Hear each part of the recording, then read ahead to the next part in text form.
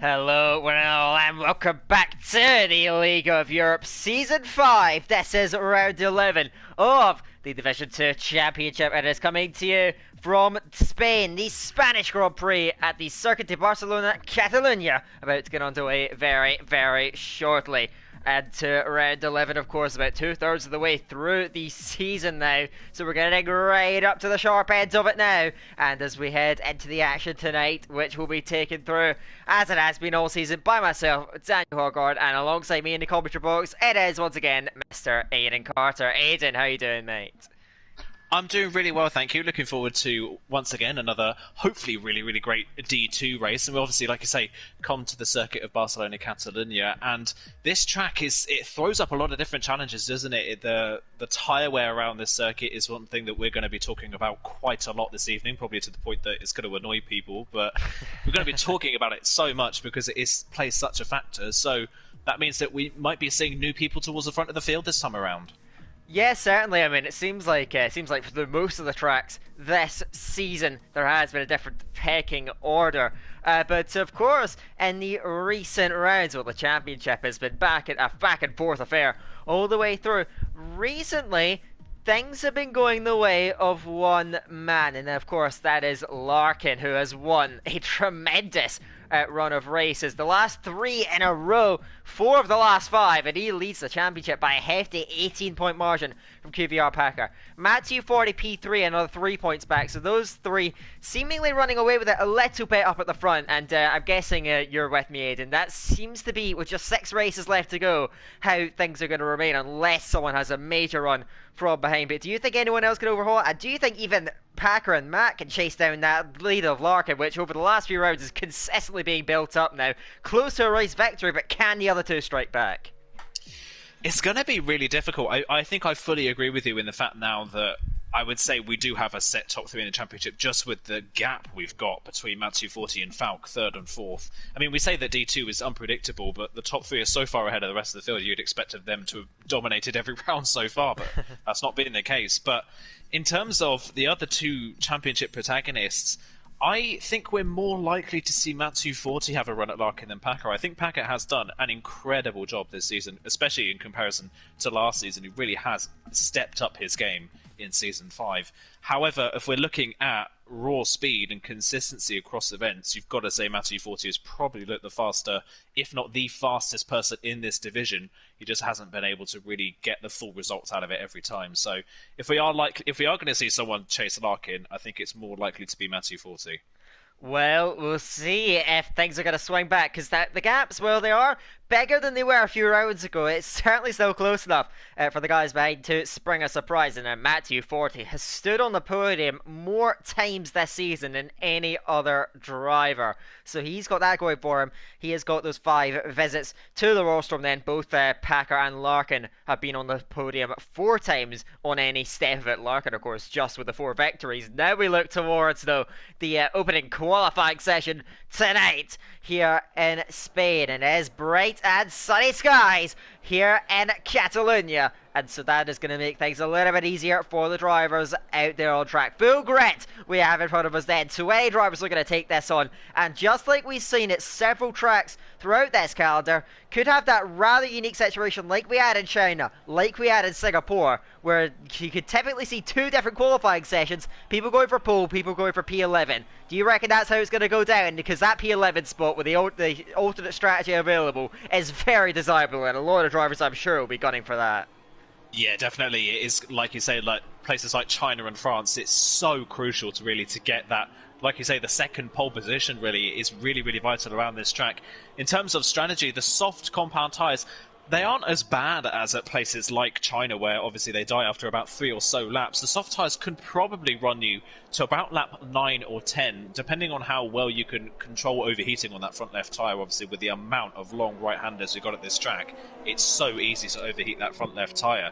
If you can get the soft tyres to about lap 9 or 10, you should be comfortable enough to get the hards to the end. It's just a case of whether you can pull that off. So a lot of drivers I know will be thinking they can pull it off, but actually doing it is a completely different task, and doing it with pace as well is also really difficult. So that's going to be one thing to note. Those who are going to go for the softs and try and qualify at the front have got to be wary of the tyre wear that they're going to get at the opening phase.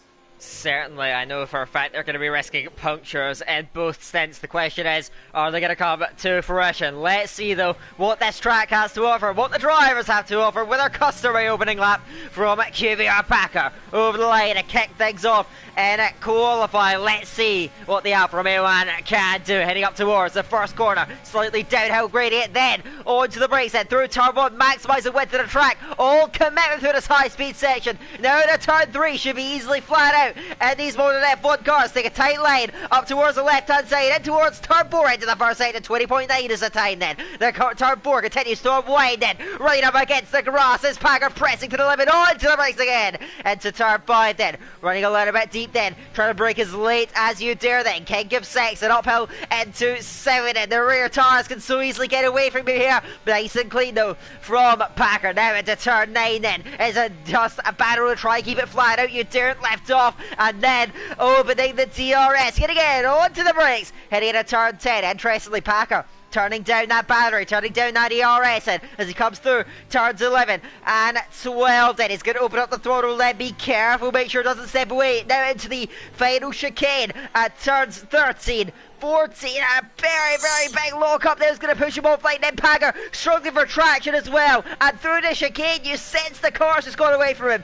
Packer over the line, 15 flat to open the session. I think he would have wanted more though from that, and Packer opened up, looked like a decent lap to start, but that final chicane caught him out, and I don't think that he is the first people they caught out by that. He certainly won't be the last. Nolan though, 14.6, good opening to the session, 4.10's clear Packer as now the lap times kind of come in. First one in this session coming through. Nolan though, impressive lap out the front then, that's some of the best. As I say that, Skinner race to the top then, the laps continuing to come in, but we're seeing that final chicane, as I mentioned, Packer being caught out. That's not going to be the last driver caught out, because that chicane's so difficult to get right, so awkward, and the drivers all have to get through that, but on a qualifying lap it's so easy to mess that up.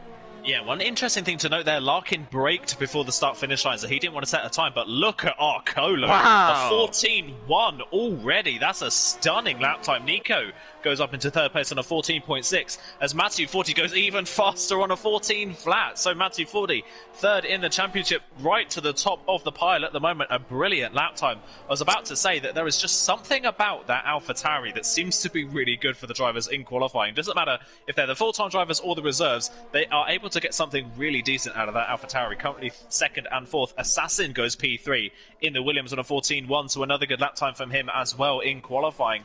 Looking strong at the moment. But yeah, like I mentioned, Larkin braking before the line, clearly didn't want to set a representative time on those soft compound tyres. Looking maybe to go for the mediums later on in the session. Noon's the only one that set a time on the mediums so far, but a 15.4 is not going to be enough to keep him inside the top 10. Certainly not, but of course that may not be the top 10 that he's offered. To the line is his teammate Zanua, cross the line, goes fourth, good lap on a 14.3. We saw of course how strong he was last time out in Suzuka, looking to carry that form over. He is just behind Ariel Assassin. Matthew Forty though, up to the top, and he is looking impressive and mighty already as Matthew Forty. We know how strong this man can be in qualify, but still just the one victory this season. Will be hunting for more, I'm sure. Further down the line in his final 6 races here in Division 2, but looks like that is, as it stands, looks like it's going to be most of the first rounds over. XL Gary is on a flying lap, doesn't look like he's quite going to convert as Recurix actually come over the line to kick one off. A driver, of course, has had such a strong start to the season, but the points just haven't come rolling in after that. Fifth in the standings still, heading to the first sector, take us to the left of the lap, and let's see what we're going to do. Of course, after a poor run of form recently, let's get back on it. Recurix for the first selection, let's see what the defending champion can muster here. Yeah, let's see what he can do. 3-time podium sitter, 1-time race winner this season as he heads into the second sector. Then a little bit of understeer coming through turn 4, heads down the hill into turn 5, doesn't lock up, gets it to the apex really nicely, short shifting up into fourth to nail the wheel spin through the kink of 6 and into turn 7. Like you mentioned earlier on, so easy to lose the rear of the car mid-corner, but Recurix nice and planted on the way through 8, up through turn 9, easy flat, doesn't hook the inside of the curb, maybe didn't quite get the best one through the corner, down the second of the 2 DRS straights. It's only a 49.4 though in the second sector, not looking an amazing that time so far from the Renault driver as he heads into the final sector. Through turn 10, 11 and 12, really long right-hander into turn 13, drops downhill. Obviously, this final sector reprofiled on this game. Turns 14 and 15, hooks the apex nicely the first part, misses the apex of the second part just a little bit through the final corner. And I don't know if I saw that there, or if I was right or not. He backed off quite heavily coming out of the final corner. Only a 15.6, but it didn't look like he was on full blast at the end of the lap anyway. But before that point, a 49.4 in the middle sector isn't fast enough. It wasn't anywhere near what Matthew Fordy was doing at that point, which is almost a second faster. So Rakurik at the moment not looking too comfortable.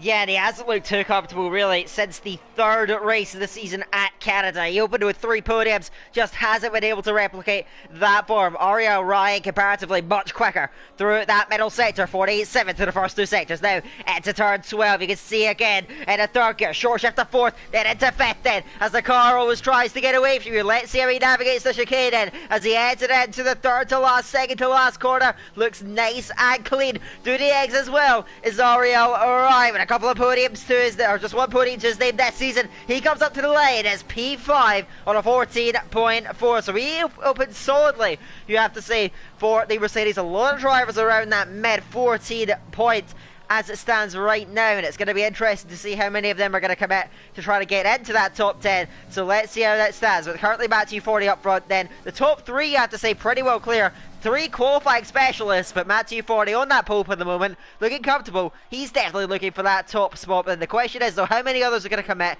The drivers that haven't set lap times at the front, are they going to try and go up the grid, or are they going to settle to try and get that P11?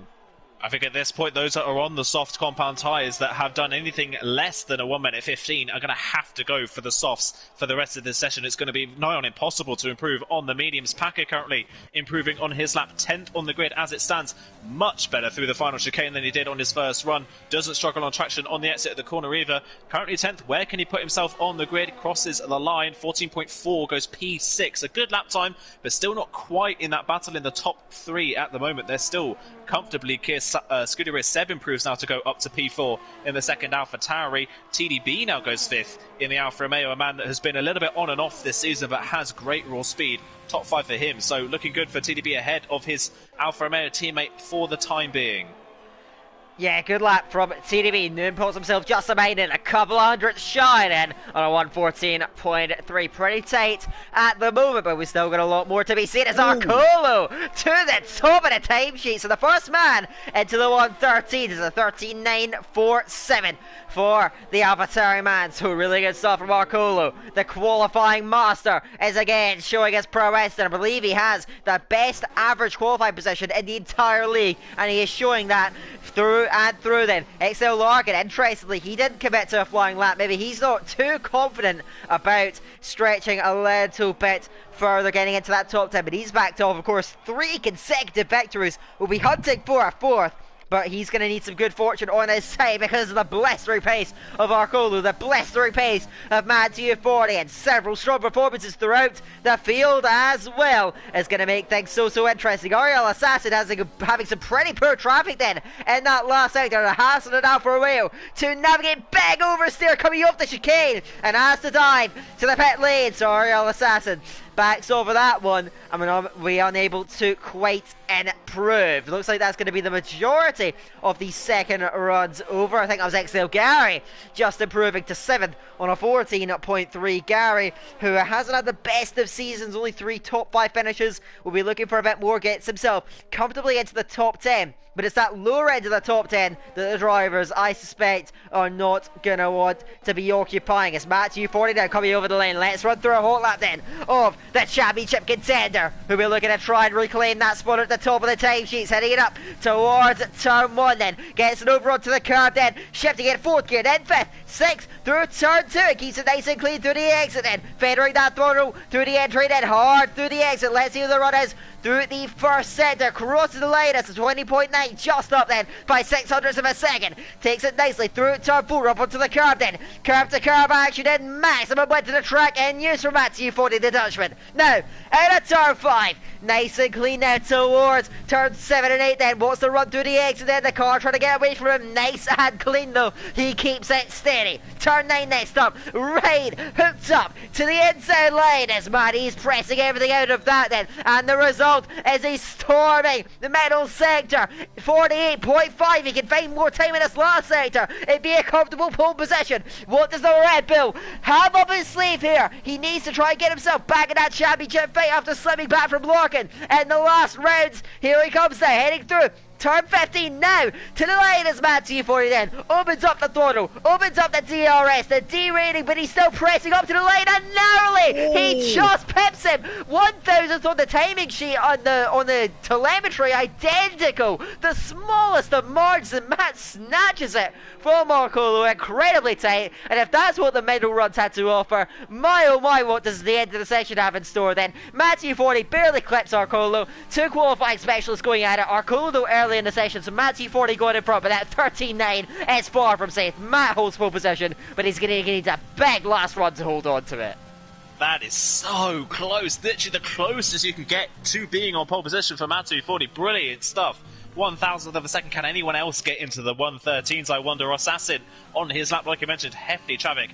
Very obviously got blocked. I think it was by Falk in the final part of the lap. That really ruined his run coming in towards turn 14. So didn't quite get the best out of that final one. He was improving in the first 2 sectors up to that point. J. Cole currently on a lap on the medium compound tyres to see where he can go in the field. Fastest medium tyre compound lap time so far is Dylan on a 14.6. A brilliant lap time, but it's only enough for 14th at the moment on the medium compound tyres. Here comes J. Cole around the final corner up to the line. Only a 15.2 puts him behind Rikurik on the same compound, so not enough to get him anywhere near off the bottom of the table. So it looks like if people are going to want to start in that 11th place spot, they're going to have to do it on a set of softs and try and judge their time perfectly, as Noon and Scooter Seb are the next people to start their next ones in qualifying. Yes, good to race further up the road, heading it into turn 5, 4th at the moment, and a solid run from the AlphaTauri man then, who of course we've not seen much of this season. Only 2 appearances, just the 1 point to his name, but we know he's got more pace to give than that. Then a race winner last season, heads it into turn 9, opens up that DRS. What's the middle sector time? It's reasonably quick, just about a 10th up then. He's going to need to find more though if he wants to try and trouble the drivers in front then. Heading it now at turn 12, you can see now it continues to unwind and struggling for traction, keeps it clean. Turn 13 right on the curb through the entry and the exit, and Scooter Race is pushing to the limit here off of the chicane around the final corner, absolutely flat out down to the line. Scooter Race now crossed it. Has he found the time to put him in front of the Ariel Assassin? Not quite. There's a bit more in that final sector. Wasn't enough though. Exil Noon now following along nicely, heading into the final corner now is Exil Noon now as we enter the final 4 minutes of the session. Now crossing the line, goes third on another 13.9. Just 400s between the top 3. Incredibly tight stuff. These guys going at it. Extraordinary stuff. Matt240, Arcolo Noon. 3 drivers in the 13s. Noon though pressing these guys right to the limit. He'll take that confidence forward. Will he have enough time to get another run in then? Noon's left itself pretty tight as it stands. Noon's going to race may bow out. It's up to the rest of the grid to try and get up to those times. Yeah, currently at the moment, the person at the moment in that provisional second pole position on the grid is Nolan in 11th place on a 14.5. It is so close in that mid-pack from TDB on a 14.329, pretty much all the way down to Dylan in 14th place on a 3/10 of a second. Covers 6th to 14th on the grid, and for Dylan, that time was on the medium compound tyre, so who knows what he could do on a set of softs. He could go, the delta apparently in this game is about 6 or 7 tenths between the 2 compounded tyres, so Dylan could be right up the front if he wants to go for a run on the set of soft compound tyres. We now wait for everyone to come back out on their final runs. McCrass is going to be the first one to start their final run in qualifying at the moment. Just behind him on the road is Assassin, so he's looking to get back up in that top 3 positions. Look, he could have been in a 13 on his previous run, but held up in the final sector, wasn't able to get the best out of it. So it's going to be really, really close at the moment. I just can't wait to see who's going to get pole. I don't know if Matt240 or Arcolo is going to get it, or whether someone else can steal it from them. Yeah, of course. Championship contenders, Larkin and Packer further down the order as well. Larkin is going out on a set of softs. Is he going to be interested in getting that top 10? Is Packer going to be interested in holding that top 10 spot that he currently occupies? So many storylines to be settled and just qualifying here then ahead of the race. McCrass, as you mentioned, is going to be first up then. A driver that Caesar has ran out of steam in the recent rounds. He's going to look to try and get more out of it then. We know the qualifying pace this man possesses. Now he's going to try and put it on the liner. Agent, let's run it through it. Whole lap with McCrass then. Over the line, needs a big lap to kick off then. Crossing the line, let's see what the Haasman can do as he kicks off his final run here in quali. Yeah, let's see what he aims for as well. Is he going to aim for trying to start right at the front, or is he going to try and go for that 11th place start? He needs to gain about half a second to be within it. Oh, had to back out the throttle there through turn 2. Took a little bit too much curb, a bit too early on. Keeps it to the right-hand side of the track through turn 3, but he's a little bit compromised in that first sector. 21 flat is still a personal best, but it's not quite as fast as the people at the front of the field. We're dipping into the 0.9s and even the 0.8s through the middle part of the lap now. Big lock up on the inside there of turn 5. Down the hill, easy on traction through the kink of 6. Nunez out of the session. He's not made it back out onto the track in time for a final run. Through turn 7 and 8. Nice and neat from McCrass. Up the hill then in towards turn 9. Misses the apex though quite considerably and had to back off the throttle to get the car turned in. Down towards the end of the second sector. It's not been the greatest of laps, but he's still 0.3 of a second up. Who knows where he could have been if this lap was a little bit neater through the final sector now, which is where you can gain most of your time. A lot of the corners in this final part of the lap, keeping it well away from the curb on the outside of turn 12. Again, another little lock up into 13. 14 and 15, chicane hooks the apexes nicely through those two corners. Into 16 for the final corner. Didn't get off the corner too well as he comes up towards the line. Where is this going to put him on the grid at the moment? P12. So it looks like he might have been targeting a P11 start to this race. Not a bad lap from McCrass, but there was definitely more on the table. Ariel Assassin crosses the line then. It's an improvement, but not going to be enough to press him further up the timing boards, further up the order then, as now we look for the final runs, the final laps to come in as we reach the final stages of this qualifying session. So who is going to then to press themselves further up the order? If Falk crossed the line, it would have been a 14.8. He needs to try and go again though, needs to get a better lap time in then, as now the clock about to expire. His favourite TDB only just makes it over the line then. First up, Arcolo is actually backed off, he will not improve. So that is going to give T40 a great chance here. And he's up again then. 13.8 extends his advantage up at the top then. Behind his Mercuric, 4/10 up. Goes 13th then. He will settle for. We'll see if that's going to be good enough then. Of course, these guys shooting for P1, shooting for P11, some of them as well then. If we're watching XL Zone, P8 for the moment. That bad collapse still good enough to put him up there. He is still pushing on this final flying lap. To the line as XL Zone crosses, goes 5th for one of his best qualifying performances in some time. Behind is a Mercedes then. Up to the line is XL Dillon. He goes 16th only though. He would have gone right up there, but Invalid then is unable to put himself further up there. Yordo 16th just replaced him then as Nico goes 13th in the McLaren then. Next up is Aredo. It's going to be Spag to the line. Goes 10th position and displaces Packer. Packer himself backs off to the line. He will start in 11th position at best then, as now we look to round off the session. Next up, Mercedes. Ariel Ryan crosses the line, remains in 9th place then. TDB's out there improving, crosses, stays in 7th position, and behind, I think that is going to be just about it for qualifying. It is Matthew 40 on provisional pole then. In a manic qualifying session, he gets it. Matt is on pole then. His championship rival Packer in 11th, getting the second pole, you could say, and Larkin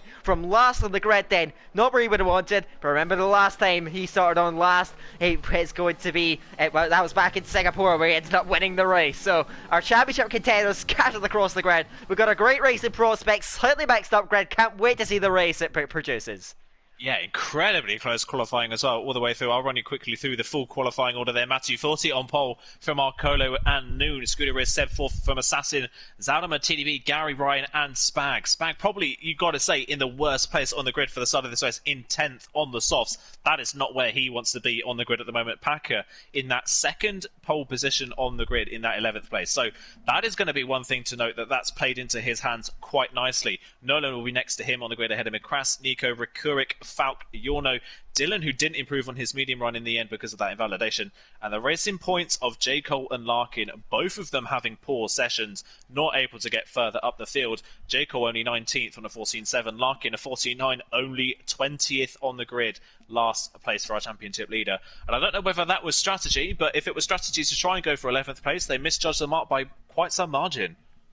Yeah, that's going to leave them with it all to do come the race, but that's going to be fascinating to see how that unfolds as well. Again, bright and sunny skies, we should get interrupted by any erratic weather conditions, but yes, this really is fascinating. It presents a great opportunity, particularly for Matthew 40 to get himself right back into that championship hunt then. Of course, he's been getting podiums regularly, but against the Larkin's race victories, it has slipped him back in the points, and so he'll be ever eager to get back into it. But he is in P1 and one of his championship rivals at the rear of the field. But of course, still challenges to be had then. Yet again, you have Arcolo up the front of the field then in qualifying, but can he at last convert it? He did have one of his better races in Singapore. But ultimately didn't quite come through. He needs to try and produce the goods though. Here today is now we look towards the race, and we'll see what the tyre choices are outside of the top 10. Of course, the top 10 are on the soft tyres, and outside the top 10, fairly unanimous. Two exceptions, Nolan and Yorno for mediums. Everyone else on the hard tyres, which I think is relatively consistent with what they expected. But Nolan and Yorno are going to be the interesting ones then. Nolan's starting quite high up on the mediums, Yorno a bit further down. These guys need to get in places though. They need to get towards the head of the hard train to make that strategy work. Otherwise they'll be up against it. But going for mediums to the start. Interesting call. We'll see if it pays off down the line. The other hard runners, we were looking to try and keep them behind as well. So Packer at the front then, Nolan alongside him. Nolan and Yorno though, as I mentioned, need big starts to make the strategy work. Mediums, a risky call. Let's see if it pays off. Yeah, Nolan, he's got to get ahead of Packer immediately, and then when all the soft runners come in, they'll be at the back of the queue with some other hard runners towards the back of the field, so he needs to use that time where they're being held up possibly to gain a bit more time on the mediums. He has to get past some of the soft runners as well. He can't sit in 11th place for the first 8 or 9 laps and expect the race to come to him. He's got to make some moves while people are struggling with that front left tyre. We could see that as early as lap 4 with the front left, with how quickly they can overheat. It's going to be interesting to see who's able to hold on to their tyres the best throughout the season. You've got to say the person that's looked the best in terms of tyre wear all season long has been Larkin, and he starts last on the grid, so it's going to be very interesting to see where he can get to. It's just a shame really for Arcolo, isn't it, how badly his season has gone, because like I mentioned earlier on, he's got the best qualifying statistics of anyone in League of Europe, so if this was race bully on qualifying and there was no races involved, Arcolo would be running away with it. Yes, but now he's going to have to try and convert that to the race, starting alongside the ever-experienced Matthew 40, who's been on the podium more times than anyone else this season. He leads them up towards the grid. It's going to be Arcolo Nunes going to race it. They're at your first 2 rows. Again, the AlphaTauri is qualifying so well. The question is, can they convert it? As now they come towards the grid. Just 6 races left in what has been an incredible season then, that has been swinging from one side to the other. Let's see how this one is going to unfold as now the grid settles. All 20 drivers then lined up, ready to go racing. The championship contenders scattered then. The field all set to go racing for the 11th time in League of Europe Division 2 Season 5. Here we go now for the Spanish Grand Prix. We have 5 lights. And they lead the grid in sprint. Great reaction from Arcolo then, over on the dirty side of the grid, trying to get alongside Matthew 40, who moves across the cover up on the run towards turn 1 then, almost level as they go towards the braking zone then. Arcolo over the inside, Matthew 40 brave around the outside, maintains the race lead then. Excel then holds on, it's going to race in, fading away with Zaudeman. They're wheel to wheel through turn 3, it's all gravel dust being kicked up in the background then as they all jostle further down the order then. Still, it's going to race in, Zaudeman further back then, Ryan and RX Assassin going out, TDB in there as well. Fading away. Oh, big contact. Goes out. Tineby is out. Tineby out in turn 4. There's major contact damage for several cars. Safety car deployed. It's manic down there. In place lost for several drivers then. Crazy stuff in there. What happened in the midfield there? And that was massive contact down there. I don't know if TDB had contact with another driver on the soft compound tyres, but he was facing sideways in turn 4, and as the hard runners all checked up to avoid it, they all just crashed into each other. There was no room for anyone to go anywhere. Dylan's ended up in 10th. I think Dylan might be one of the only hard runners that got through that carnage at the moment. Started, I believe, 17th or 18th on the grid. Just checking his top wing, he's got no damage, so Dylan now leads the hard runners. Crucially, Packer hefty front wing damage for second place in the championship, so he's going to have to come into the pits. Falk with a lot of front wing damage, Rekurik with a lot of front wing damage, McCrass with a lot of front wing damage. Larkin's got away with it, so he can drop. He gets already up to 12th basically when everyone comes into the pit lane. Nolan with a lot of front wing damage as well. What a shame for Nolan, who was sitting in a good place. He'd got past Packer at the start of the race and then made a mistake at turn 2 and ran off the road, and that just allowed all the hard runners to come creaming past him, and then it allowed him to get caught up in that incident as well. Yorno continues on the mediums. He didn't get any damage, but pretty much everybody that started outside the top 10 seems to have been involved in that crash. Yes, several drivers have started inside the top 10 as well, going into the pit lane. I saw that Gary and Spaghetti, soft starters, they have decided to dive in. Mediums going on. Those tyres, I can guarantee, will not get to the end of the race. Falk has gone for soft, which is an interesting call. And Nolan as well, you can see that front wing change going on. Then McCrass has come in. It is absolute chaos in the pit lane, as now things will resort themselves in terms of the graphics. We can see roughly where everyone stands. Larkin's got himself into the top 10 already. He's gained hugely off of that. And Packer further down the order. But these guys going for mediums, it's not a massive loss for them though, because the hard runners are going to have to stop again, and all of these guys are going to have to stop again as well. But a bit of a difference across the strategies then. Spag, Gary, Packer, Rekurik, mediums, softs for Falk, hards for Nolan. But that's going to be interesting because all these guys will have to stop again. The hards even will not make it to the checkered flag, so it's going to be interesting to see how these guys are going on. But we have a range of tire choices being selected, but I'm going to come to you, Aiden. What strategy do you reckon is going to work the best then? The medium, the soft, or the hards then? Falcon Nolan on the hards then. How do you reckon they're going to compare next to their other medium runners? It's going to be interesting. I think the people that have made the best strategy call here in this race at this point in the race are the ones that stayed out, if I'm completely honest. If you're going to come into the pit lane, you're going to have to wait for the safety car. If the safety car comes out lap 4 or 5, I would understand, but at the very end of lap 1, obviously the medium compound tyre runners, the people that started on the softs that are pitted for the mediums, will have to pit again. They've just basically cost themselves 4 or 5 places in the grid, in the order. We know how difficult it can be to overtake, especially at this track. The only real overtaking opportunity is turn 1, as into the pit lane comes Falk off of the soft compound tyres onto another different set of tyres. So that's not worked out at all well for Falk in this race. I imagine he's probably going to go for the hards, try and extend them to the end. But if I was in that situation, if I was in Gary or Spag's situation, I would have stayed out because it gives you the opportunity to extend the softs a little bit more and then go for the hards to the end of the race.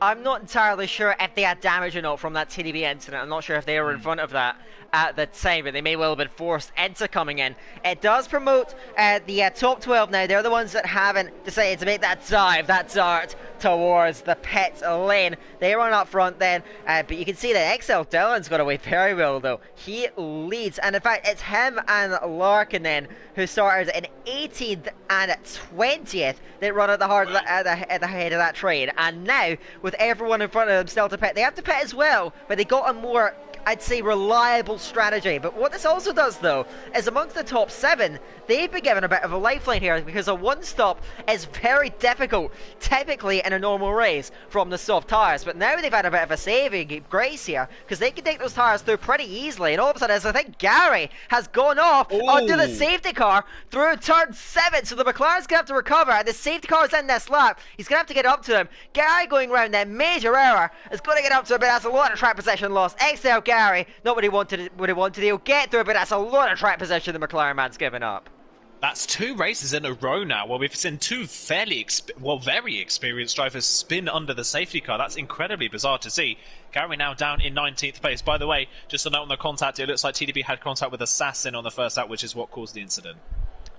Okay, that's good to know then. We'll see how that's going to unfold down. Of course, TDB bitterly disappointed with that. We now look towards, though, the race start to the race then. Matthew Foley tracked by Carso Colo, and now out of the turn 16 he goes, and away Matthew 40 up at the front of the race. How are things going to resort themselves in behind it? Exil now is trying to get everyone on Arcolo. That one though is not quite going to come off then. The AlphaTauri has enough straight line speed to keep him at bay further down the order. Got NSX Yorno attacking QVR Nico towards turn 1, looks to the inside, hangs back for the overtake then as well. Mercuric through on Nolan and up the road. I think Nico's made a bit of an error going through turn 1 and through goes Arcolo up into that 10th place. For his strategy to work, he needs to have a good run at the hard runners in front then. Looks like the top 12 that didn't go into the pit lane, they've kept their spots, but Spag behind Jaco is on the attack, on the move, up towards turn 5, but will set side then for the moment then, looks for a better exit, looks for a better drive,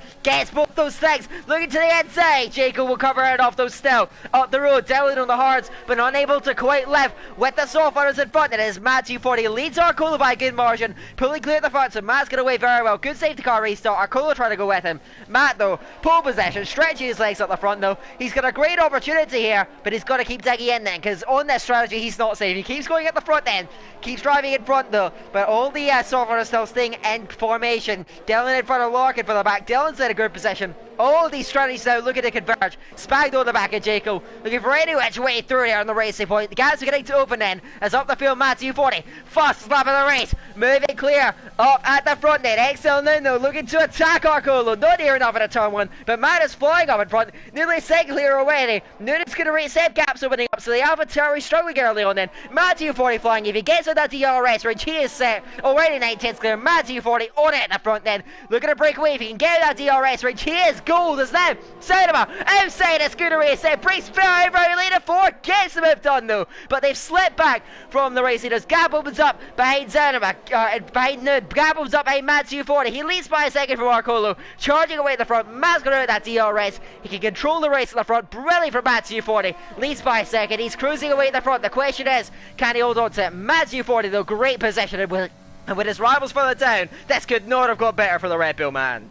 Yeah, and you can definitely tell Scooter Seb is one of those drivers that's already struggling with overheating. TDB unfortunately has left the session now. Gary has worked his way past both of the Haas cars already. We're really struggling at this safety car restart to hold on to the rest of the Q cars. Yorno is the one that read that safety car the best, got past Nico, read that battle nicely, and was able to slip around the outside of turn 2 and up into 10th place. Yorno, a man who's had a diabolical season by his own standards. Division 3 champion last season over J. Cole. This season hasn't scored a single point. It's been such a disaster for the Red Bull driver, but now staring at possible points if he can continue to work this strategy work. Larkin in front has become detached from Dylan, and Dylan is hanging on to the soft runners really nicely at this point in the race. He's looking really strong in that Mercedes. We've seen on occasions where Dylan has had really good races and then it all falls away from him at the very end. I think Singapore definitely stands out in mind. He had the opportunity to win that race and it all fell apart when he spun coming out of turn 2. So looks like this could be another great opportunity for Dylan, who could be staring at a fight for a podium in this race if the strategy goes his way. Further down the field, J. Cole, for the second race in a row, the queue is forming behind the Racing Point driver.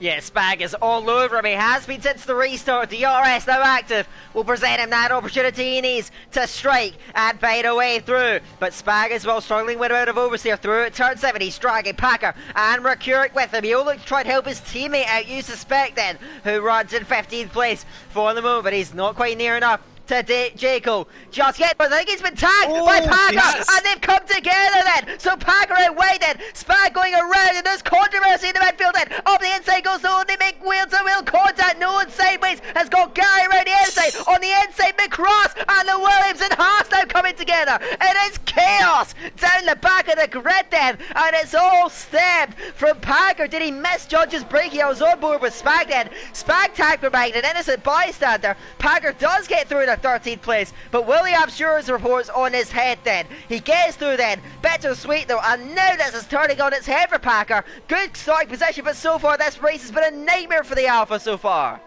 Yeah, the saving grace for him now is he's the leader of those medium runners that have made a pit stop. He's now got to try and do what Spag couldn't do and get past J. Cole, who was just falling further and further back from the rest of the drivers that haven't made a stop in this race. It's nearly 2 seconds now behind Nico as a queue starting to form a little bit behind Larkin. I'm still incredibly impressed by Dylan's pace on the hard compound tyres, still keeping up very nicely behind his Mercedes teammate at the front of the field as well. Arcolo is somewhat closing back in on Matthew 40 just a little bit. It's down to 0.7 of a second. It looks like maybe in the early phases Matthew 40 used a bit of ERS to try and break DRS, didn't quite work, and now the tyre temperatures are starting to favour Arcolo just a little bit more at this point in the race. As Zaldema now 2.2 seconds back from our top three. Yeah, the top three moving clear the rest of the field as it stands, and Arcolo's done a really good job of getting within Matthew 40's range and has more battery than the man in front end up at noon. He's looking at try and challenge it. He's got the most battery of all of them and he's deploying it down the main straight, but in a DRS train overtaking, as we know, so difficult to pull off. The manoeuvres will not quite come through just yet. Then further down the order, KVR Packer has rated XL J. Cole looking towards turn one. He cannot draw near enough and he's still frustrated in behind it, but Cross moving to the inside of Ariel Nolan, runs it back around the outside of turn 2, but unable to quite get through McCross up in a 17th position out there on the track. But you can see now Jago continuing to slip and the driver's in front. He runs very wide through turn 4. Packer trying to get up to him. He's got a lot more battery. Jago's absolutely drained Tez, but still holding these guys back, and he's doing his teammate a solid by holding back with his nearest championship rival all throughout there, and through turn 7 still the Alfa Romeo cannot get through on the racing point. Now heading through turn 9 then, Dartier holding Packer back, and still it is Jaco in front then, slipping back with the drivers ahead though, as Dylan right with his P4 train. He's gone away from Larkin, he's gone away from Yorno on medium tyres. This is so impressive from XL Dylan. Can he keep this pace going? We've seen him have great pace in the past, but unable to quite translate it to results, but he still follows Ariel Ryan through on the road. A better battery deployment will not quite draw near enough though. Sat 210's back, Ariel Assassin now attacking, Scuderia Seb looking towards the outside, back to the inside lane. Is he going to dive it? He half-heartedly looks but unable to get through. Now Packer on Jaco to the inside lane, will slot in front of that 12th place. So Packer into the points big possessions on the road now, gets through once in a nightmare race. He's going to close down on the drivers in front though, challenge Yorno's lead medium runner. Packer to 12th now, got a lot of gap to make up as Dylan now pressuring his teammate. The hard's coming into it, the soft's wearing. Dylan is right on the back, but he's got to be careful here. Larkin got up to him, but Dylan driving so nicely up behind Ariel Ryan, keeping him composed, keeping him honest in front end. So Dylan PA still thinking so solidly. This strategy could really work. XL Dylan is driving out of his heart, out of his mind right now. He really is, yeah. These alternate strategies always seem to favour Dylan. Monaco, obviously, his only win this season, and some of the only points he's scored beyond the win at Monaco, has scored a single point this season. It's been a disaster by his standards, but he's shown so much pace throughout this season. If he's got any contact with Ryan during this race, it might be a smart idea for Ryan to let Dylan through, so that when Scuderia Seb and Assassin start fighting, Dylan can try and capitalise on the pair of them. Into the pits comes Arcolo and Zalnama at the end of lap 9, so even with their safety car, they couldn't get any further than lap 9 in this race. So they're the first ones in. Arcolo's going to try the undercut now on Matthew 40, and we'll see where he comes out. Zalnama and Arcolo onto the hard compound tyres then. Assassin right up behind Scuderia Seb, and all of a sudden Scuderia Seb is just falling on these soft compound tyres. Hasn't got any pace left in these tyres. He's doing a good job though of holding these guys up behind. And so is Jaco. Still he's holding back Recuric as Gary, first corner correct penalty of the race. Then Recuric to the inside line of XL Jaco, level in a turn 4 there, they're going at it then. And now through the exit then, Recuric trying to get a nose in front, he forces Jaco out wide, and still they fight in a turn 5 then. The racing point on the inside, forcing the Renault wide on the outside, they almost touch again in a turn 6. Recuric will get in front this time and sweep through on Jaco, who continues to slide through the order. Dylan's still the back of his teammate Ryan, but I suspect that most of the soft runners may well be in this lap. The question is though, can Arcolo and Zalnama on fresh hards get enough pace out of them to push themselves up towards, of course Arcolo will be cutting for the race lead on Matthew 40, who will surely dive in. Yes he does then, to the pit lane. Noon goes in behind it, so now the bulk of the soft train dives to the pit lane. This will promote XL Dylan to the front of the race there, but Larkin has done a good job of reeling him in then. He's been stuck in the last few laps, so up goes Dylan, Larkin and the rest of the guys that pitted underneath the safety car as well. But now we look towards the pit exit. Matthew 40, fresh, hard zone. He's going to be on that agonising wait to take off that pet limiter. Where is Arcolo? Coming down the main straight then. AlphaTauri challenging Red Bull towards turn 1 then. They're almost level away, but Arcolo is in front. Arcolo sweeps through Matthew 40. The undercut pays off, and the AlphaTauri now takes the head of the race then. Behind is the two Ferraris, Noon and Zerneman. These are hard now. How these softener shape out then. It is Arcolo in front for Matthew 40. Matt will throw everything at him. Be ever eager to get through and get that move stuck then. But Arcolo to the front then. They've got a good gap to push into. Now the question is, will the rest of the guys come in before they get up to him? Arcolo from Matt. He's made that undercut work though. Still Matt and Noon now with him. That battle amongst those three, I imagine, will last for almost the entire race. So evenly matched. Arcolo from Matt and Noon. But that can go anyway. That fight at the front is far from over. Yeah, definitely far from over now. The whole point of this race for Arcolo is to just try and hold on to those hard compound tyres. A lap older, can he get them to the end of the race? I don't want to jinx it, but touch wood. Finally, things look like they might be going Arcolo's way in the net lead. Dylan, though, the fastest lap of the race. That's very interesting. A 17.9 on a set of hard compound tyres. That is a brilliant lap time. Released from the back of the queue is now Packer. Passes Nico for P4 on the road. Breezes past the McLaren, and now he'll have a run at Yorno for third place. So Packer on the medium compound tyres doing a good job of moving through. Spag now past J. Cole as well, who just continues to plummet on his hard compound tyres. So while J. Cole and Nico seem to be struggling on the hards, Dylan, especially at the front of the field, is doing wonders with them at the moment. As further down, J. Cole and Gary make a little bit of contact on the way through turn 4. J. Cole looks like he's going to lose another place here. Is around the outside towards turn 5. J. Cole trying to hold it down the inside for turn 5, but it looks like a carbon copy of what happened between J. Cole and Rikurik, although J. Cole fighting this one a little bit hard. It's going to be on the inside for turn 7, but backs out of the move. Gary then up into 8th place, and J. Cole's race just goes from bad to worse. He just continues to plummet through the order.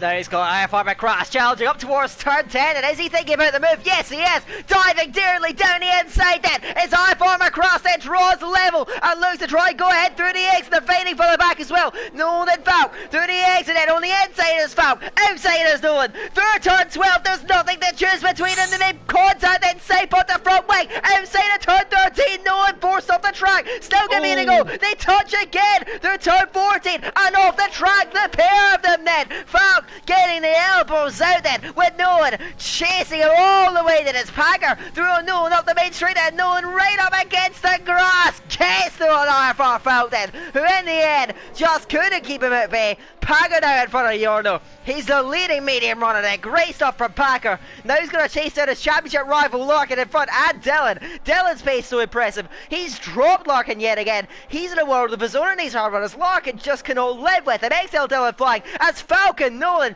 fighting again through turn 4 then, and Nolan forced onto the grass on the inside. Retakes the place in a turn 5 and into the back of his Falk. Falk, I think, just about getting without damage. But these guys going at it. Such feisty racing. Nolan in front then, Falcon behind, but they've cost themselves so much time. Jacob's got away up the front then, 1.6 seconds now. These guys battling so hard, but in the end they've cost themselves both in terms of the race. Nolan for Falk, but that's battling is not doing either of them any good.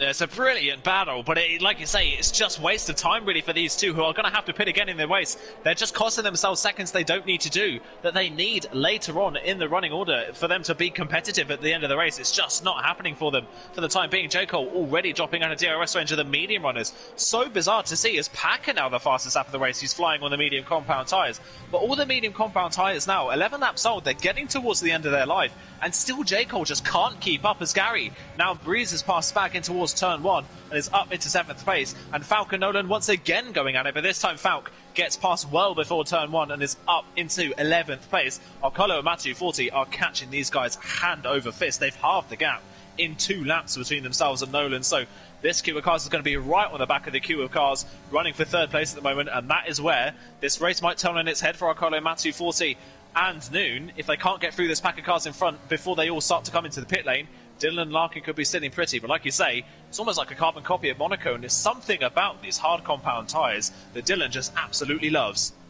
1.8 seconds now. Has advantage at the front end. Larkin close to his pace, but still just unable to quite match it at this station. Arcolo, though, is flying as well, and he's trying to get that gap out to Matthew 40. He's nearly broken 1 second. So the AlphaTauri on older tyres really taking it to the Red Bull here today. And Arcolo on one of his best race showings then this season, of course, only in the points one time, is going to give it everything to try and see this one through as Jarno off, going through the last corner. Then Jarno spinning in the Red Bull, then the second highest medium runner, not anymore, and back he goes Jarno. He's imagine going to dive to the pit lane. Oh, that's gutting, absolutely horrifying for NSX Jarno. To the pit lane he goes now, back he goes now, comfortably though at the back of the field. NSX Jarno going off. That's heartbreaking, and another result then fading away. It's been a disastrous season then, and so far it's been 11 rounds to forget for the Red Bull man.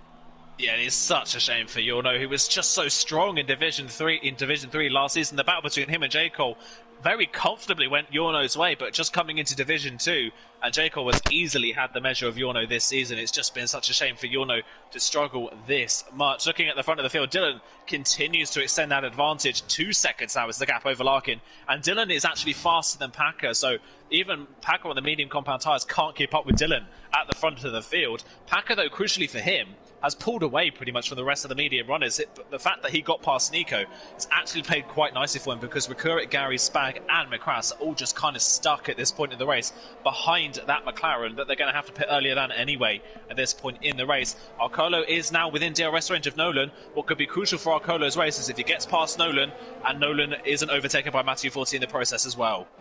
Yeah, and he's going to get a good chance of an air then, because he is within half a second. Punching out of turn 15, you reckon that the AlphaTauri is going to go for an air then. Can no hold it back? Is he going to be willing to hold it back? To the inside goes Arcolo then. Straight out of turn 1. Matty 40's not near enough. He's barely got DRS. Through goes Arcolo. Back goes Nolan. And now Matty 40. He's going to follow through here. He's going to try and get past Nolan, but Arcolo in front then. Jetting through on the Williams. The Williams throwing back into the clutches of the Red Bull. But now Arcolo can stretch away at the front, and he's out of de facto DRS from Matthew 40 behind. Stretching away is Arcolo on older tyres. He's got that gap over Matthew 40. Is this the AlphaTauri man's day? We're still not even halfway through the race, but it is looking good, and no one is going to be holding these guys back. Matthew 40 looks like he's going to have to wait until they go over the line yet again to get themselves onto the 17th lap. So he has to wait and sit patiently, but Arcolo breaking away. Falk next up the road. He's stuck up behind J. Cole. That's where things could slip back against him. But Arcolo driving so well, the best I've seen him all season. He leads Nolan and Matthew 40. Matt can up to him though, as we got yellows further down the order. Jarno is off again at turn 5 then. Slipping back to the order. He's had a nightmare race. Now Nico diving in for the hearts. That's an early call then. Wow. He goes in early. He's confident to keep those tires going, and also Spag behind is going in as well. So these guys going in early to this. Gary and Rekurik, former teammates, going wheel to wheel, heading to turn 1, and Gary over the inside line, right up against the curb, on the grass almost then, as he fights it out. Jules with Rekurik, who holds on in front in 4th place. These guys fighting then. Out of the pit lane comes Nico and Spag. They go mediums. The rest of them will follow suit soon, I'm sure. But there they go now out the pit lane, as Noon now gets to Nolan. Both he and Matt have got through. Matt's going to dig in deep here. He's going to get up to Arcolo. 9/10 the gap. He's done a great job to recover his Matt then. Getting himself back up towards Arcolo. Keeping himself in contention. But you have to say that Arcolo on older tires, he's really pushing Matt to his limit then. 9/10 still the gap. They felt their way through, and Matt will keep off for a pole position, but the AlphaTauri and the Ferrari have really taken it to him today. They definitely have. We saw in the first stint on the soft compound tyres that Arcolo, it was quite easy for him to re-catch Matt after Matt's push in the early phase of the race. So Arcolo looks like he might just be the stronger driver here at the moment in the race so far. We'll have to wait and see if he can sustain this pace throughout the rest of this race. Still not quite within DRS range of Falk in front, but Falk is going to have a run at J. Cole here down the pit straight. So Arcolo, the last thing he needs is to be stuck right in this battle. Packer, Rekurik are into the pit lane, so is Gary. I'm still thinking though, this is, if they're going on to another set of mediums, which they are, especially Nico, that's a very early pit stop for a set of medium compound tyres. They're going to have to go 17 laps, Nico's medium compound tyres. That is a long way, a very long way for the medium compound tyres to go. They should get to the end of the race okay, but the pace at the end of that stint is going to fall off quite considerably. So it'll be interesting to see how well he's able to keep those tyres going. Packer coming out of the pit lane, be a good reference to see where he is relative to the queue. He's only 2.8 seconds behind Ryan. and Packer was about 4 seconds, nearly 5 seconds behind Dylan. So if Dylan pits now, there is a possibility that Dylan could come out ahead of Scuderia Seb. Certainly, and he is still stretching away at the front then. I would, honestly, if I were him, I'd pit in the next few laps at the very least then, maybe even this lap then, as his teammate's gone in as Yorno, retiring from the race, then packs it in, and the second car out is NSX Yorno. Again, with promise, but ultimately just not delivering, only 4 points to his name, the lowest out of all of the full-time drivers. Better disappointment yet again for NSX Yorno. Up at the front of the field though, XL Dylan to the pit lane. So now, how's this strategy going to unfold? He'll be quite far back, probably quite close to Packer and Nico, I imagine. So let's see how this unfolds. Larkin has followed him in as well, as has McCross then. Falk forced to stay out then, chased by Arcolo and Jacob now, as now Arcolo catching these guys. It's allowed the two drivers behind. They're right back into it, and Matthew 40 still has a fighting chance. Now, out of the pit lane, looks XL Dylan, he was right behind his teammate of course before they went through the pit lane. Now he's got a lot of cars coming down the main street. He's very far up the road though as Dylan. He emerges at P8. Wow, XL Dylan right in the mix here. Larkin at the back of the trade as well. Critically, he is in front of Packer now, who's going to try work his way up as we got yellows further up the road. I think that's the AI car of NSX Yorno holding these guys back. So Falcon Jaco, the last drivers that do need to pit at this station. I don't think those tires are going to make it to the end of the race. So when they come in, we'll get our answers as to how things stand. So it's Falk from Jaco and Arcolo. So competitive though. And you have to say that with Nolan actually running in P6 and Zenomet behind, Dylan P8, you have to say that the top 4 is certainly in order for Dylan. He's a few seconds off the race leaders now. XL Dylan right in this. If he can get pace out of these mediums, who knows what he's capable of in these last laps of the race. Yeah, he's got a massive opportunity here. Zaldama running in a net P4, pretty much on his own, can't keep up with the top 3. Is faster than Assassin and Scuderia Seb. Assassin has finally got past Scuderia Seb, but it's too little too late, and it's allowed Dylan to get ahead. What a stint on the hard compound tyres for Dylan, and look at him, he's already on the back of Zaldama. Nolan staying out for another lap. J. Cole is into the pit lane as you would expect. Falk staying out for the time being. Here goes Dylan though, he's onto the back of Zaldama. He's going to have to use some of that ERS to maybe try and make the move. Assassin the fastest lap of the race. Dylan down the inside line on Zaldama in towards turn 1. How late is he on the brakes compared to the Ferrari? Much later on the brakes, and Dylan already up into 6th place on the road. Nolan should be easy meat for him. He's only about 4 seconds off of a net podium is Dylan, and we do know that Arcolo is still going to struggle to get those hard tyres to the end of the race from where he pitted. So Dylan here, it's not out the question that Dylan has a possibility of winning this race. It's not over yet. He needs to clear Nolan as quick as he can though, even though he may he's still got a job to do as XL Dylan. So on the back of Ariel Nolan then, where does the manoeuvre get to come through them? Out of turn 9 we know it's difficult to make a move, but Nolan is a bit wide on the exit, and Dylan trying to chase him down, but I think he's going to evaluate the risks and still wait, set it behind throughout the last sector, but Nolan is holding him back still, and the leaders looking to break away, but they're bottleneck still behind Darfar Falk, who's done a great job on those hards as well to keep them going as long as he has and stay in front of the net race leaders, and he's staying out again, holding these guys back on the fresher tires. They cannot quite get through. Now XL Dylan on the back of Ariel Nolan. Surely this is a done deal then. Nolan, he's got 90% ERS, but he knows this is a fight not worth fighting. Through goes XL Dylan. Larkin behind fast lap of the race. He's got a great result in store as well then, as he chases down Scuderia Seb towards turn 1. This one doesn't quite come through though. He has to set it way in behind then, but now we're going to see what these guys can do in terms of fastest laps. Dylan now in front then, as further up the road, Zenoba inside of Ariel Nolan towards turn 4, gets to it at turn 4 and through goes the Ferrari. He's driven such a solid race, and Zenoba still up for a top 5, but he's got a slew of drivers chasing him down, and Ariel Assassin, Scuderia Seb, XL Larkin right on the back of Scuderia Seb, looking for any way which through, as the Ordo out the session now altogether. Larkin now with the AlphaTauri in front, can't get through at the moment then. Ryan and Packer's got a good chance at it, so now it's going to be interesting. One championship protagonist fighting up the front of the field, the other two in the midfield scrapping for points on better tyres. So everything's going to come together. Larkin's got a lot of pace though on the rear wing of Scuderia Seb. He's got a lot of points to gain here, and from last of the grid, do you reckon a top 5 could be in order for Larkin? The overtakes would be difficult, but Zenoba's only just out on the road. He's pressing for it as the racing point. The question is, can he get these overtakes done? It's very possible for Larkin. We've still got Falk and Nolan. They've got to pit. They cannot take those tires to the end. 17 flat from Dylan. 2.7 seconds is the gap to Nooney. Took nearly a second out of the Ferrari. on that last lap. Meanwhile, further up, Assassin is let through by his teammate Nolan. So Assassin up into 7th place. Larkin again having a look at Scuderia Seb, but the train means that Larkin can't find a way through. He's not got enough straight line speed advantage to make the move stick on Scuderia Seb. He's going to have to try it somewhere else on the track. He thought about it up towards turn 4, didn't get the best of runs. If he wants a shot at a top 5 finish in this race, he's got to get past these guys as quickly as possible. Nolan and Falk are out of the equation. They have to pit again in this race. Larkin has got to get ahead of Scuderia Seb before Assassin and Zaldama get up the road. And also before Packer can really hone in, he's in front of Ryan as Larkin, but Packer is right there with him, and he has his championship rival in his sights. Will be ever eager to make an impression and try and get his move up the road then. Scuderia Seb though, diving from far back on Nolan, pinched to the inside of turn 10, and now Larkin boxed in, looking for any which way through, but still Nolan holding back Scuderia Seb, who opens the lane at turn 12. Larkin tries to find the gap, but the gap does not quite open.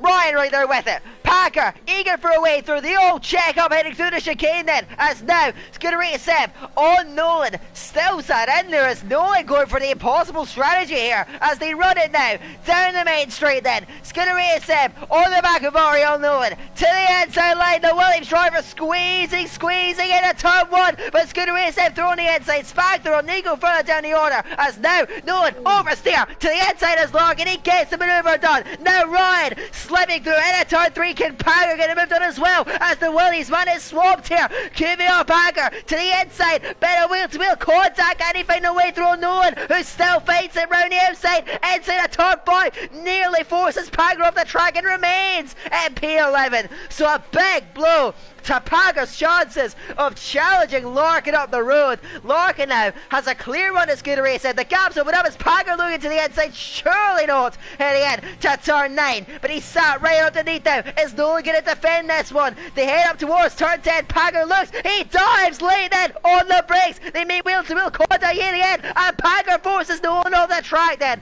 Nolan has to yield it. Packer so feisty, so aggressive, gets through to 11. Now chasing down is manic in the midfield now. If I look it up the front now, they're also bottlenecking behind Falk. Falk still holding these guys back then. He's chased by Arcolo, Matt Noon, and now Dylan. He's right there with them. Dylan now looking at a podium, staring at these guys. He's got 10 laps getting these moves done. What's happened down the field, Aiden?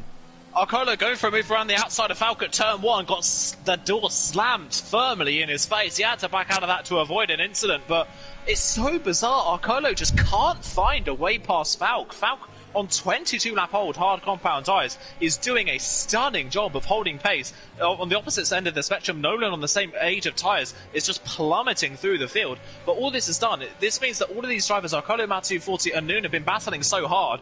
Dylan, look at this, right on the back of them now. And Zaldama and Assassin are flying up to the back of this queue as well. It's all Constantining up for the lead of this race. Arcolo, with the oldest set of tyres of the people that have made all of their pit stops in this race, leads the queue. He is probably in the worst position at this point in the race. Matsu40 has an abundance of ERS to use when he gets the opportunity to use it. Falk's staying out for another lap. I wonder what he's doing here. I wonder if he's just goal hanging, hoping for a safety car at some point in this race, because that is the only reason I could understand why he's staying out this long. Unless he comes in on this lap, which he isn't, stays out for another lap. Is Arcolo close enough? Half a second though, and he's already derating down the straight. Arcolo, I just don't think is close enough to make a move. It's going to be close actually towards turn 1. Falk is going to have a look to the inside line. He's going to have a look to the inside line of Falk. Arcolo down the inside line. Falk, though, late on the brakes around the outside, holds the place. Arcolo just can't find a way through, when Larkin further down, meanwhile, has finally got past Scuderia Seb. Yeah, Larkin's a P8 then, and Dylan round the back of doing. He also had a run towards turn 1. That one didn't quite come off. Arcolo now, you sense the desperation, you sense the urgency, but still the manoeuvre does come through, and Excel Noon to the inside line of Matthew 40 for P3 on the road then, pinched by the Red Bull, and sliding through the exit, then tag slapper on Dylan round the outside. Noon holds on to it, but he's net podium. Back goes Excel Noon. He had a go at late lunch, but ultimately it just hasn't quite worked out, and now back he goes. Zaldama and Ariel Assassin, Larkin trying to get up to it as well then. So now they all converge this lead battle as Arcolo still can't get through on R4 Falk. Can Falk do the impossible here? How worn are those tires? They must be screaming from underneath him, but he still holds on. Is he going for it? We know he's the king of alternate strategies, but this will be an alternate strategy to end them all, but he stays out another lap. Arcolo though, closer this time around. Opens up the DRS, opens up the battery, now down the main straight. He's gonna attack Falk yet again. This time he's right up alongside to the inside of turn one. Arcolo at last takes the race lead in Spain then. He parks it on the apex, and Falk still thinks he has the grip to fight back and further down the automobile. Then Spag and Nolan, Packer and Ryan, they all go at it, and it's now Matthew 40 round the outside of Falk. It's denied then through the entry, through the exit. Oh, they're going to be better fortunes, and now Dylan then looking to the outside line again on the Red Bull, gets run out of the road then as Matt throwing everything at Falk. This is Arcolo's chance. He's breaking away, he's using everything to get that gap that he needs to destroy, clear the front. Matt frustrated. Noon is right there with him. So closing all the time, and now can Matthew 40 find a movement on for Falk up towards turn 10. He's going to dive it. He waits. He at the back of the Red Bull. What drama on lap 26. They all go at it, but Arcolo, the move was crucial. He's getting away. Matt's going to need to get the move done soon because Arcolo disappearing at the front of the race now. Yeah, it's working perfectly for the AlphaTauri driver. Matthew 14 not confident enough on the brakes. I think the opportunity was there, he just decided against it. Falk is finally into the pit lane, but that has released Dylan here. Dylan's right on the back of Matthew 40. He has DRS to help him defend, but Dylan, with the medium compound tyres, is using the last of his ERS if he can get there. But Matthew 40 with better ERS is able to pull back ahead at the end of the straight. Dylan, with the lack of ERS, couldn't hold on to the inside line, but now Dylan has got to use this lap to try and get past Matthew 40 and have a run at Arcolo. Otherwise he runs the risk of Matthew 40 just sitting in front of him for the rest of this race. Noon's right there, Zaldama has caught these guys, Assassin has been dragged with him, Larkin is right there as well, so is Scuderia Seb, Ryan and Packer. They're all right within almost DRS range, all the way down to 10th at the moment. The only person that isn't in DRS range is Matthew 40 and Ryan, so anything can happen in this final few laps, and we still don't know if any of these hard compound tyres are going to get to the end of the race.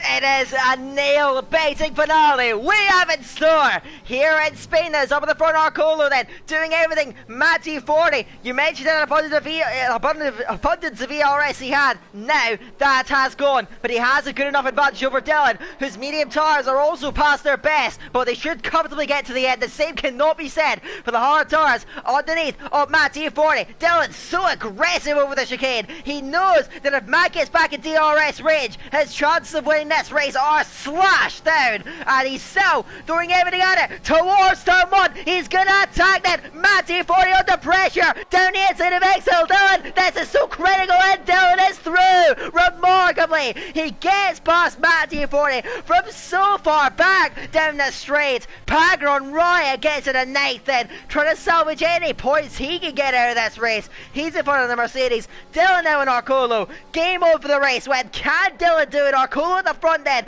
Both these guys have thrown away results. Now they're at the front of the race. Fading away, could Arcolo get him? Hang on to this, or will Dylan chase him down? 5.5 laps to go. Going at it. Arcolo leads, but Dylan better tires underneath him. Chasing it down. Who's going to win this Spanish Grand Prix? Realistically, it could be any one of the top 10 here. I haven't got a clue what's going to happen. Like you say, the two drivers at the top two places are two drivers who could have had amazing seasons without the mistakes they've made. They've been so fast at so many different points. It's just never gone their way. What setup has Dylan got on that car with no ERS, and Matthew 40 with way more ERS from 6/10 back? Dylan breezed past in a straight line.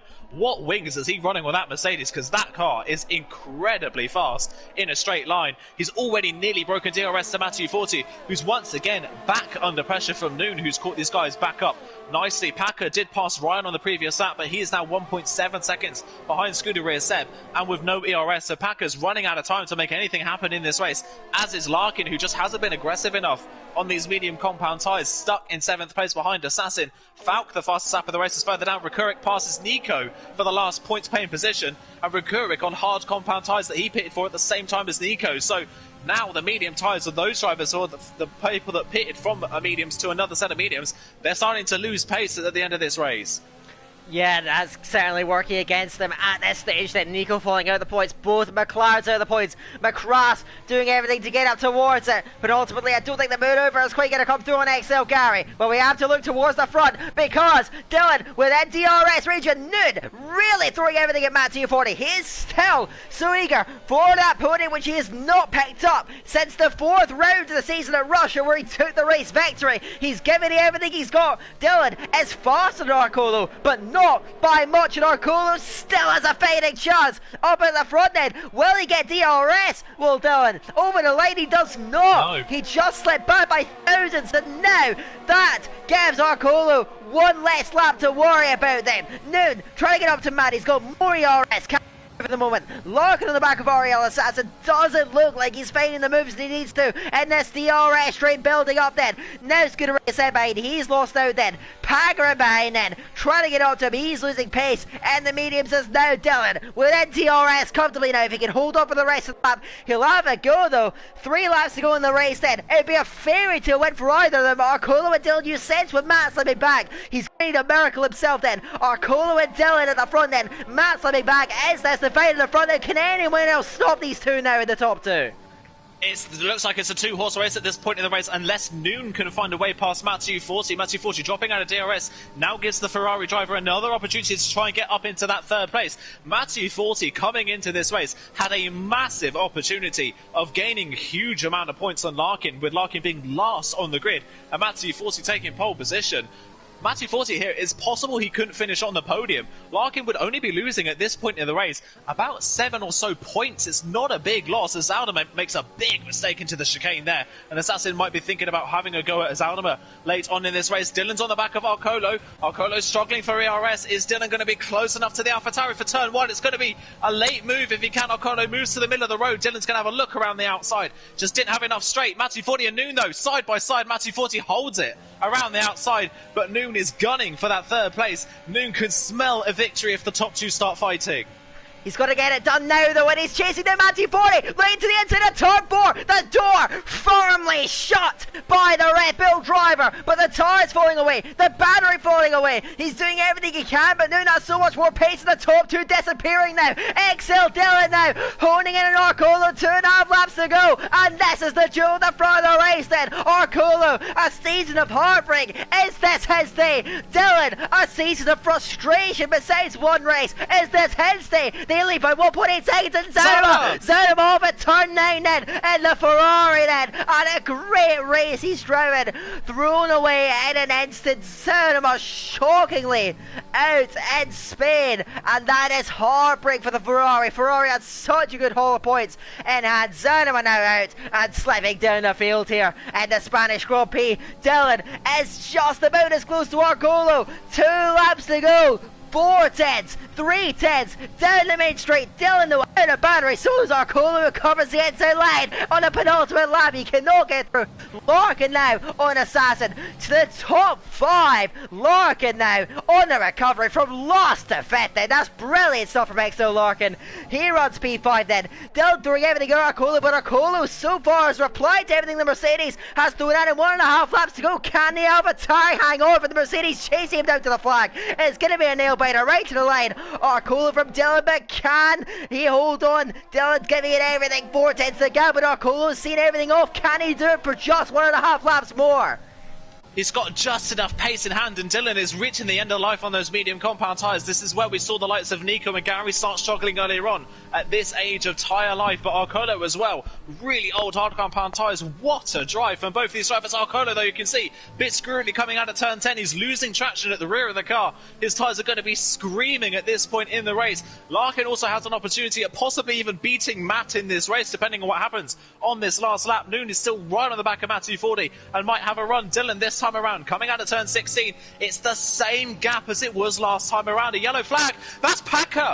Packer and Scooter Seb have gone off the road. They've made contact. Scooter Seb's got a puncture on the front left. I think Scooter Seb getting a puncture and spun, and Packer's just been caught up in the aftermath and is pretty much out of the points completely. Dylan couldn't get past Arcolo. He's going to have a think about it, though, up towards turn 4. He's just understeering, though, with the dirty air of the AlphaTauri. Can't find a way through. He's desperately trying. Arcolo at the moment's doing just enough, but his AlphaTauri teammate on younger tyres got a puncture on the penultimate lap of the race. This is not over then. It could still be heartbreak. Can Arcolo hold on? Dylan is right on him here. 2/10 the gap then, with just half a lap to go. Here in Spain, Dylan attacking turn 7. Big oversteer on the exit. Clean exit from Arcolo. Powering away up the hill. The last big break is on Arcolo. May well have just about done enough. He leads by a distance then as they hit the brakes. Heading in to turn 10. He's got enough in hand. And Matt holding on from XL Noon. Larkin may well just running out of time. Packer over the last lap. He's dropping big points there. And now Arcolo is all but there. Are the tires going to hold on then? They'll be screaming from underneath him. Out of the last corner, he costs Arcolo after a season of heartbreak. Comes up to the lane. He costs Arcolo at last. A race winner in LOE Division 2. It's still in Matt Tier40 on the podium. Noon, Larkin, Ariel Assassin, Ariel Ryan crosses 7th. In the end, the Renos as Spag allows his teammate to P8 in the end. Nico P10, Gary 11th. Actually, Jekyll jumps Gary on the penalties, as does Falk. Gary relegated to 13th. McCrass 14th. Packer. What heartbreak at the end. He crosses 15th and no one will follow him home. What a race. Dare I say it, one of the best races this season. Arcolo, shock victory. He drove perfectly. Dylan threw everything at it, but in the end for the Red Bull, it just, the Mercedes, sorry, it just wasn't quite enough. It wasn't quite enough, but still, what a performance from Dylan once again. Finally, he's got some points on the board. There isn't just that win at Monaco. And again, from the back of the field, 18th. McCrass, meanwhile, got a puncture at the very last corner. So Scuderia Seb and McCrass, two drivers that got called out by the age of their tyres in the end of that one.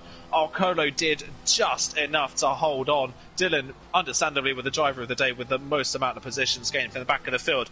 But finally, for Arcolo, has been so fast in qualifying, been unlucky in races, made a few mistakes, finally got on the board in the points in Singapore, and has finally got that race victory that he's been threatening ever since he joined LOE midway through last season in League of Europe. He's finally up there on the top step. Is this now the start of Arcolo's come to the fore in Division 2? That was just fantastic. Our 8th different winner of the season here in LOE Division 2.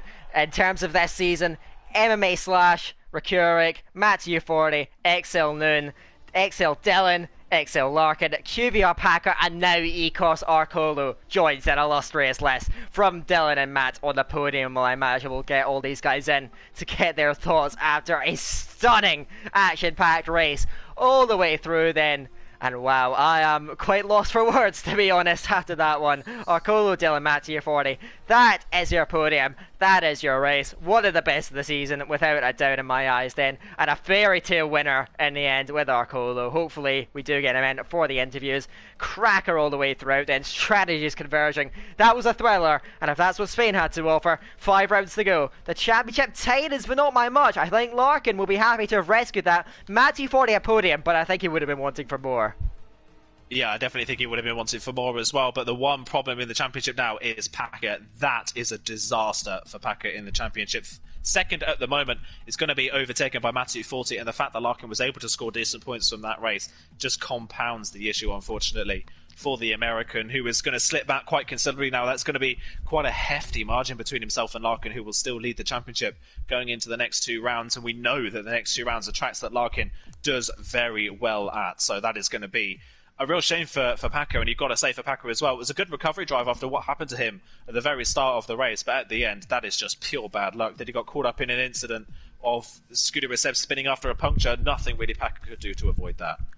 Nothing he could have done then. Desperately unlucky, and now, with just 5 races to go, he's running out of time to rectify that then.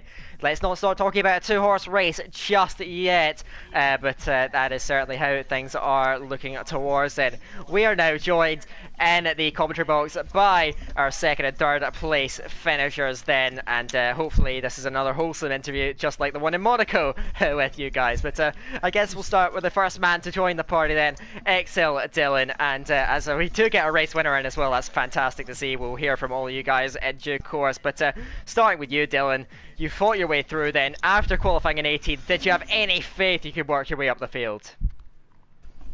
Well, in practice, I actually had really good pace on the mediums and on the hards, so I was quite confident that I could still get some decent points. But finishing second was actually, after I qualified P18, I never expected that, and I'm sitting here with second place and actually kind of disappointed not to get the win. So, yeah, Arcolo had an amazing race and an incredible drive, so he fully deserved the win, of course. Yeah, it's just I did all I could to get past him, and unfortunately it just wasn't enough. Yeah, just not quite enough. What was the general experience of that race? Talk me through it, because it seemed like in Monaco, where you of course came home with that race victory, it was that opening stint on the hard tyres that really opened things up for you and gave you that shot. What was the experience like leading the race, and where did you think you'd come out, and how were you rating your chances heading into that final stint of the race on the mediums? It was Lewis was engineering us in the party, Campbell, and he told me that there's a chance of getting an overcut on Assassin, Zuidema, and Sebo, I think it was. And from then on, I just kept pushing lap after lap, and setting quite decent times on the hard tires. And then, fortunately enough, I did overcut Seb, and yeah, from then on, I was just trying to manage the ERS and trying to get past the drivers with the least ERS as possible. And I'm really mad at Matt for using so much ERS trying to hold me up, because with that ERS I probably would have gone past Arcolo. Yeah, but what was the experience like in that final stint? Of course, hunting down the leaders that were led for so long then, and of course that final battle with Arcolo. What was it like then? Because you didn't really get wheel to wheel, but you came so close on so many occasions then. You threw everything at it, we could tell. You pressed it to the limit then. Are you disappointed with second place? Do you reckon it could have been the win and a few things went differently? Yeah, I did. If a few things went differently, I definitely could have had the win, but from starting 18th and finishing second, it's still a good result, and especially I've had so few good results this season. Actually, Monaco is my only one, so I'm happy to be here again, and yes, sit on the podium once again. Unfortunately, not the win this time. Aidan, you got anything to add? I think just from my side of things, I would love to see your POV of the first lap, because how on earth do you avoid all of that carnage? It is crazy. Literally, I think I gained 8 or 10 positions just on one corner. It was insane. Like you can, I was streaming my POV, so you can actually see it. I put it in the YouTube and Twitch channels section. You can watch my entire race POV from there. Excellent Cheeky stuff. plug, by the way. Yeah, so thank you very much for that. I guess we'll move on to our third place finisher, Matt U40. You've ended up in this room more times than anyone else in this season. And what are your general emotions after that race? It didn't seem like you quite at the raw speed of some of the guys around you, like the two guys standing on the podium next to you. But are you pleased to come up with third place? Because you really had to fight for it. Yeah, just the entire race was just a roller coaster. I wasn't best pleased with Falk staying out for that long, because I think he ruined chances of me even potentially fighting for a win, because I might not have had like the outright speed to easily get the win, but I would have been able to challenge Arcolo a lot better. And then Noon behind me, like somehow he recovered from the moment he had. I have no clue how he did that, and after that he just hounded the back of me. So that was stressful. Yeah, certainly. Just talk us through that, because I think there was one particular moment where I think before he had that moment where he really sent it into turn 5 and nearly got through, but of course had that slide on the exit. But what was it like? Because for the second week running, you've had to really fight for a P3. You've ended up securing that then. And so that kind of shows, I guess, a bit of character. You're able to get the results that. Are you pleased with that result in general? Because it does draw you closer to Larkin's Championship lead. You do outscore him today. Maybe not by as much as you were hoping, though, starting on pole. What are your general thoughts then going into these final 5 rounds? It's difficult to say. Of course, Larkin is without a doubt, just so incredibly difficult to beat. And I didn't expect it after the start of the season he had, but it's insane how much he's coming onto form and now just picking up points left, right, and center. And even when I'm outscoring him, he's still right there scoring good points. So it's going to take my all to try and get the title. Well, I'm sure you'll give it your all, certainly. Aiden, do you have anything more to add?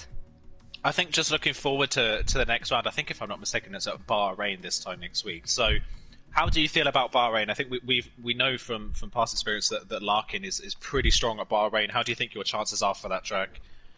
I'm feeling really good. I'm going to definitely try and challenge for the win. I'm very comfortable with my pace around there, and I'm going to jinx myself here, but I usually don't make many mistakes there. But yeah, I'm just looking forward to it, and hopefully an actual on-track fight with Larkin for once. And I'd like to add to that, congrats on the top two for their great results. Arcola was nearly untouchable today. I thought I could get close at times, but not really. And Dylan, yeah, just insane. I've just watched back that first lap. It's I don't know whether it's skill or luck, but it's insane. Thank you very much, mate. Congrats on the podium yet again. I'm actually going to go to you, Aiden, do us the honours of interviewing our race winner. After so much frustration, I bet he's got a lot to say, so I'll hand it over to you, Aiden. Let's hear from Arcolo. Yeah, let's hear from Arcolo then. Arcolo, first time in the commentary booth after a race victory, first time on the podium. It's been, I think you would agree as well, that it's been kind of a frustrating season for you. You've had so much raw speed and just haven't been able to get the results. How does it feel to finally get that first win in League of Europe?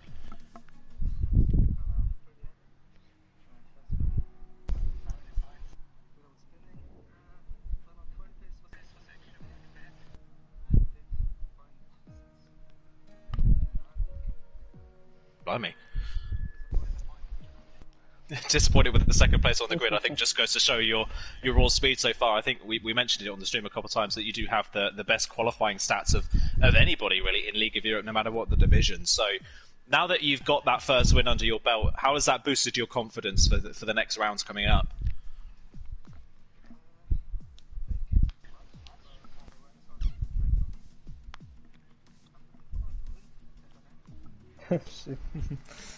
Yeah, Matt's got a challenger there. I think another note for me as well. I think obviously pitting lap 9, obviously the undercut worked quite nicely for you. How were the hard tyres at the end of the race? Because we saw your AlphaTauri teammate Scuderia Seb got a puncture with a couple of laps to go. So how were your tyres at the end of the race?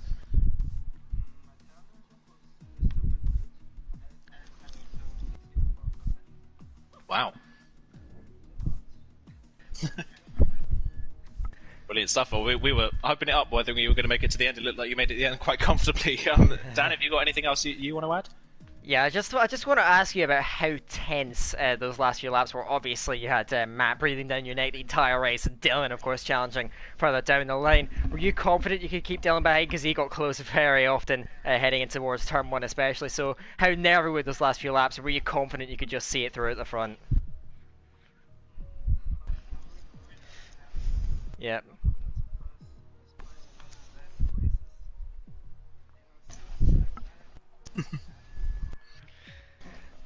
Brilliant stuff. Thank you for your time as well. Thank you to all of our podium setters for their thoughts and feelings after what was another thriller in Spain. I'm going to come to you though quickly, Aiden Carter, before we wrap up for tonight. Then, who would your driver of the day be for today, and any other general thoughts after that stutter of a race here in Spain?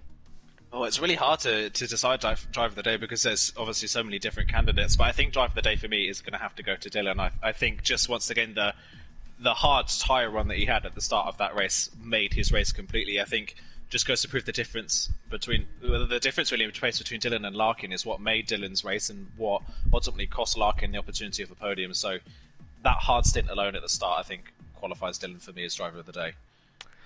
Excellent stuff. Thank you very much, Aiden. Thank you very much to everyone else for tuning in to the stream yet again. So yes, I believe that is going to be just about it for tonight. Yet again, thank you for tuning in. Thank you to you three for joining us.